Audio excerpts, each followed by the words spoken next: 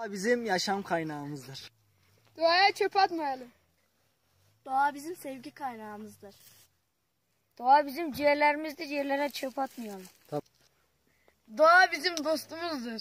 Geleceğimiz için çevremizi temiz tutmalıyız. Geleceğimiz için çevremizi temiz tutmalıyız. Evimize bırakalım, çevremizi temiz tutalım.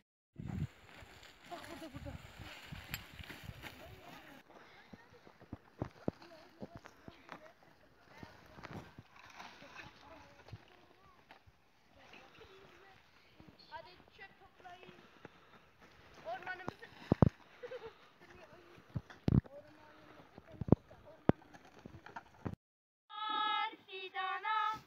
fidanlar ağaca, ağaçlar ormana, dönmeli yurdumda. Yuvadır o kuşlara, örtüdür o toprağa, can verir o doğaya, orman var yurdumda.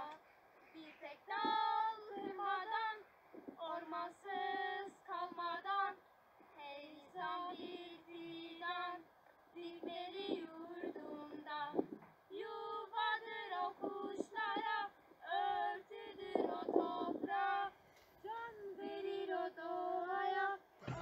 Amazonlar Dağcılık ve Doğa Sporları Kulübü gönüllü genç sporcuları, doğada, köyünde, tarihi yapıların çevrelerinde, Sarıkamış'ta, Katerina Köşkü Ormanı'nda, Diyarbakır Ergani Kavaklı ve Gürpınar mevkiinde doğada temizlik yaptılar ve büyüklere mesajlarını sesli olarak gönderdiler.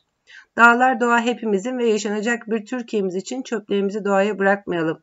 Doğada sadece ayak izimizden başka bir iz kalmasın. 21 Aralık 2 Ocak tarihleri arasında Sarıkamış'ta bu gençler tekrar buluşacaklar ve kış dağcılık ve olimpik dağ kaya eğitimlerine katılacaklar.